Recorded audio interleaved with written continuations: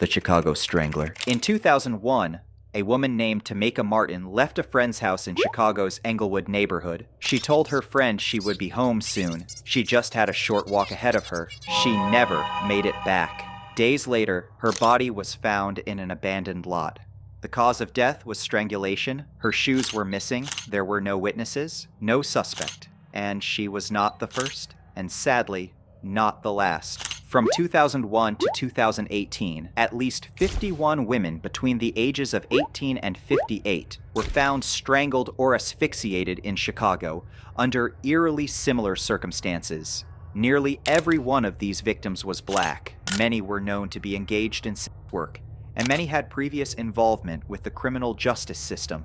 Their bodies were discovered in alleys, behind buildings, in abandoned parks, in snowdrifts, and even inside dumpsters, places where someone might be found by accident, but not by design. The similarities in victim profile, cause of death, and body disposal were so striking that they caught the attention of outside analysts. Despite this, the Chicago Police Department historically resisted publicly declaring a serial killer. For years, authorities maintained that the cases were isolated, driven by individual circumstances rather than the work of a single predator. Yet, in 2018, the Murder Accountability Project, a nonprofit that applies data analysis to unsolved homicides, identified clusters of these cases based on location, victim demographics, and cause of death. Their algorithm indicated patterns consistent with serial homicide behavior. These clusters were not scattered randomly across the city. They were concentrated primarily on the south and west sides of Chicago, in neighborhoods such as Washington Park, Englewood, and Garfield Park, areas that have long struggled with systemic disinvestment, high crime rates, and policing challenges. In some years, the murders seemed to stop, only to resume again later, leading some analysts to speculate that the killer may have been incarcerated, left the area, or otherwise been prevented from continuing for a time. Complicating the situation is the fact that many of these victims were part of marginalized communities, making their cases less likely to attract sustained media coverage or public outcry at the time they occurred. Families of victims have often spoken out about feeling ignored or dismissed by authorities, with some suggesting that unexplained killings in these areas were chalked up to the dangerous environment, rather than thoroughly investigated. There are theories over whether this represents a single serial killer or multiple. This uncertainty persists because, despite the patterns,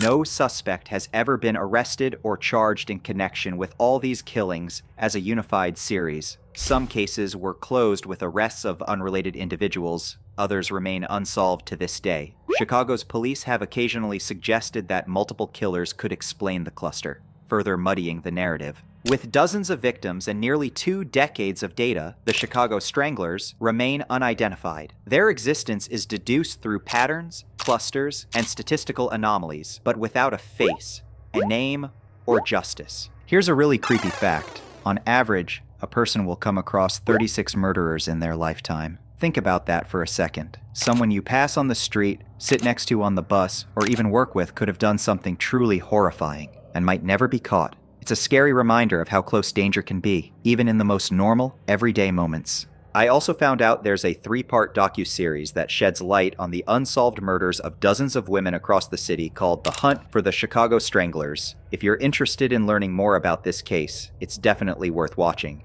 Jeff Davis, 8, Louisiana. It was a humid Louisiana morning when a local fisherman in Jefferson Davis Parish cast his line into a quiet canal, expecting the usual quiet of rural swamp water. Instead, he felt a strange resistance, then saw movement that shouldn't have been there. What lay before him was a woman's body, face down in the muddy water. She had been dead for some time. Her name was Loretta Lewis, and her death in 2005 would mark the beginning of one of the most perplexing, unsolved clusters of murders in the southeastern United States. Over the next 4 years, investigators would recover the remains of 7 more women in the swamps, canals, and bayous surrounding Jennings, Louisiana. The victims, 8 in total, came from different backgrounds but shared troubling similarities. Most struggled with drug addiction. Some worked as informants for law enforcement, helping police in cases involving local drug networks. Several had known acquaintances in common.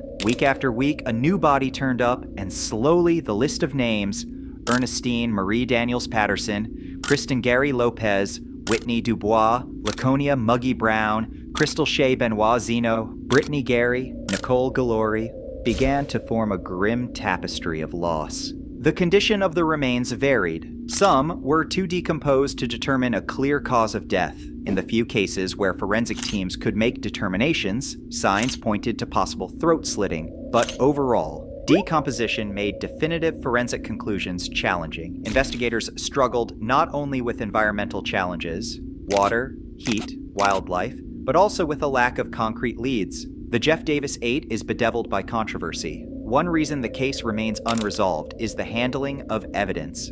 Families and independent observers have accused local law enforcement of mishandling or losing key evidence, overlooking suspects, and failing to see the common threads among the victims. Some have argued that because several of the women had been police informants, there could be an uncomfortable connection between law enforcement and the murders, while there is no official proof of such misconduct. These allegations have fueled suspicion and mistrust. No suspect has ever been convicted for the murders of all 8 women, and in some instances, suspects initially pursued were later cleared or released due to lack of evidence. The swampy terrain, limited forensic evidence, and close-knit social networks in the area made it difficult to piece together a comprehensive chain of events. The cases remain officially open, but without new leads or breakthroughs, the trail has grown colder with each passing year. As the bodies accumulated, fear quietly took root in Jennings. The town itself is small, fewer than 11,000 people,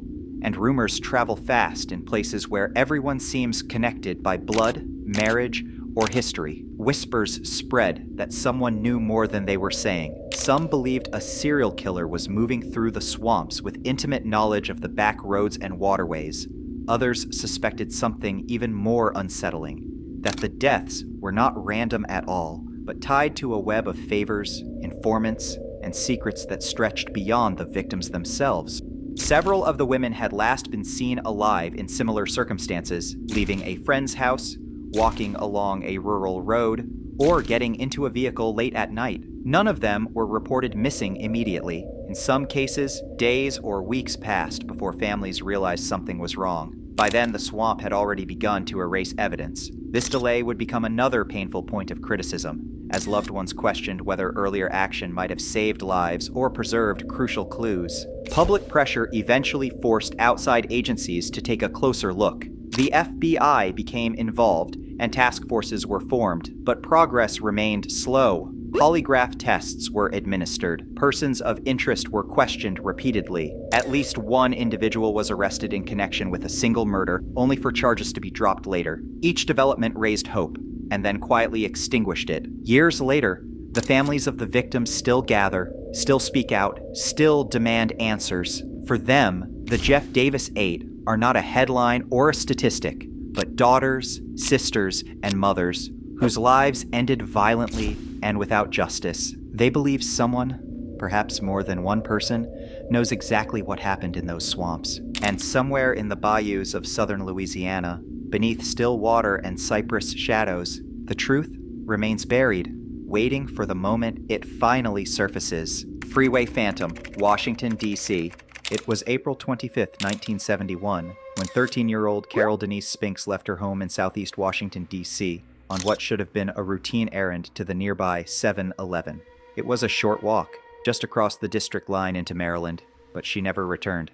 6 days later, her body was discovered behind St. Elizabeth's Hospital, near the northbound lanes of Interstate 295.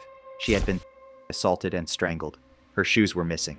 It was the first in a string of disappearances that would plague D.C. in the early 1970s. Over the next year and a half, 5 more girls and young women, all African American and between ages 10 and 18, were abducted and killed under similar circumstances. Darlenia Denise Johnson, just 16, vanished while on her way to a summer job. Brenda Woodward disappeared from a recreation center. Each body was found near a highway or major roadway, wrapped in a similar pose, discarded where someone might eventually stumble upon them. The Metropolitan Police Department of D.C. labeled the unknown offender the Freeway Phantom because of the locations where victims were found, near freeway embankments and busy roads. The route between these locations hinted that the killer may have been familiar with the area, able to move faster than detectives could follow the patterns. Despite extensive investigation, hundreds of tips, and widespread publicity, the killer was never identified. One clue that haunted detectives was a note found in one victim's clothing that echoed knowledge of police investigative language and suggested a mind at ease taunting the authorities. Investigators pursued multiple leads, including questioning suspects with partial motive and opportunity.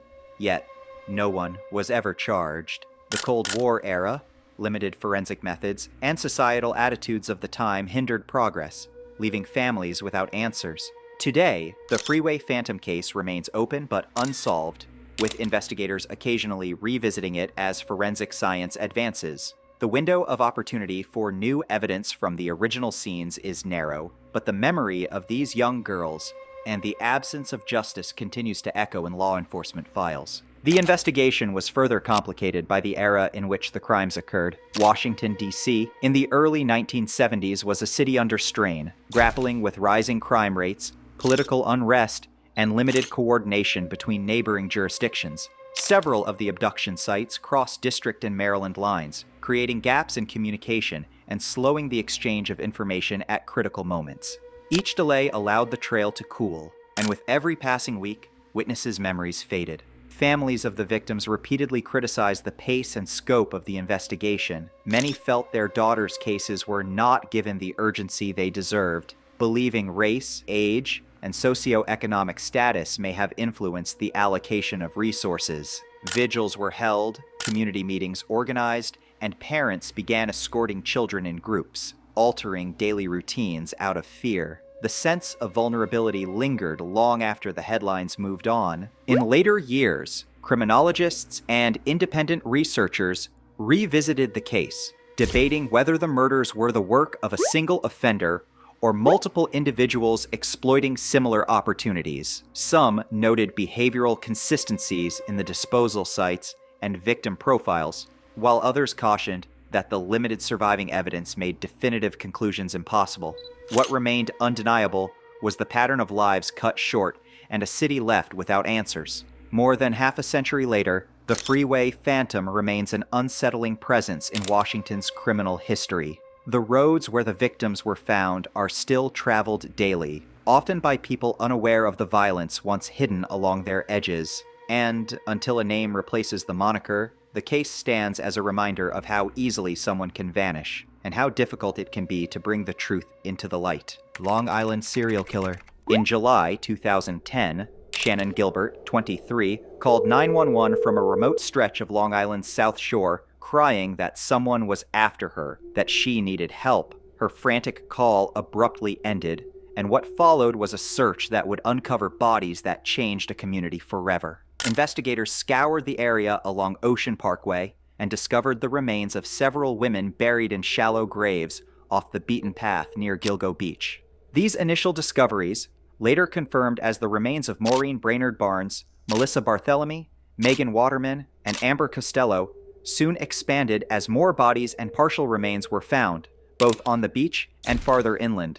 Over time, the number linked to the case grew, with at least 11 bodies discovered in the broader Long Island area. In 2023, authorities arrested Rex Hoyerman, an architect from the area, charging him with the murders of 7 of the victims, based on DNA and cell phone location evidence allegedly tying him to the scenes. This represented a breakthrough in a case that had dragged on for more than a decade with few answers. Yet, even with that significant development, not all victims discovered in the region have been definitively linked to Hoyerman. Some remain unidentified, some predate the earliest known Gilgo discoveries, and questions linger about whether more than one offender may have been involved over the years. There is also the issue of possible victims found in nearby areas like Manorville or deeper inland, where bodies have been discovered under different circumstances too late to be definitively included in the original Gilgo series. Adding further complexity, there have been long-standing accusations that early investigation missteps, including jurisdictional disputes between Suffolk and Nassau County law enforcement, may have hindered progress. In 2016, a former police chief pleaded guilty to civil rights violations and obstruction of justice related to his conduct during the investigation, fueling criticism about transparency and thoroughness.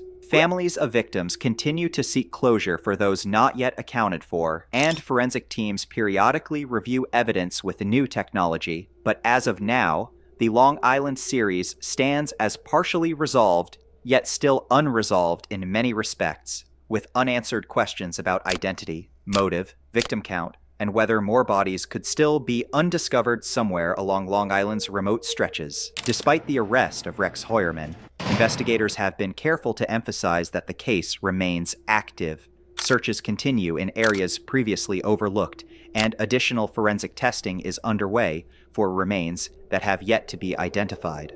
Law enforcement officials have acknowledged that the full scope of the crimes may not be known, and that timelines and victim connections are still being reevaluated. For the families, the arrest brought a mix of relief and renewed grief. While some finally saw movement after the years of silence, others were left once again waiting, unsure whether their loved ones would ever be formally acknowledged as victims of the same series. Each unanswered question underscores the reality that resolution in cases like this rarely arrives all at once. Today, the Long Island murders stand as a reminder that even with modern forensic advances, time, terrain, and early missteps can complicate justice. Beneath the tall grass and shifting sands of Long Island's shoreline, the investigation continues, not just into who committed these crimes, but into how many lives were truly lost, and whether the full story has yet been told. Smiley Face Killer's theory.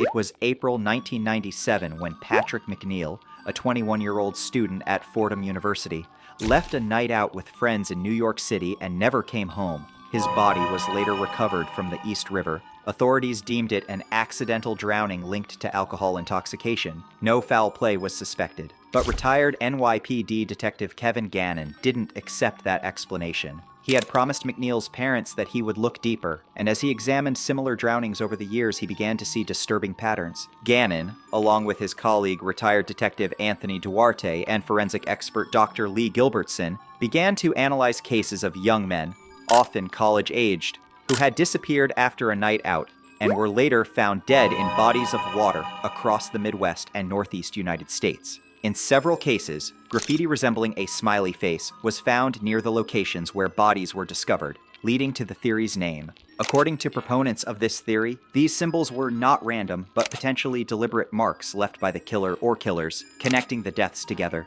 Their research identified as many as 45 suspicious drownings across multiple states between the late 1990s and the 2000s, in locations including Wisconsin, Minnesota, Illinois, Indiana, and beyond. All the victims shared similarities. They were healthy young men, often seen leaving bars or social gatherings, and their deaths were typically ruled accidental or undetermined after medical examiner review. Gannon and his colleagues argued that the consistency in victim profile and geographic clustering, along with the occasional presence of smiley face graffiti, suggested possible involvement of a serial killer or network of killers. Law enforcement agencies, including investigators directly involved in many of these cases and the FBI, have largely rejected the theory, maintaining that there is no concrete forensic evidence linking the deaths, and that accidental drownings among intoxicated young men are statistically plausible, especially in cities with accessible bodies of water. Critics also point out that smiley face graffiti is common and likely coincidental, not a purposeful signature. Nonetheless, the theory has gained traction in true crime communities, documentaries, and discussions around what constitutes pattern recognition versus coincidence. The debate continues because at the heart of it is an unsettling question. When do seemingly unconnected tragedies form a pattern that should not be ignored? And despite decades of investigation into every case I've covered in this video, the answers to these questions are still out of reach. If you want a part 2, let me know in the comments and leave a like. It really helps more than you know.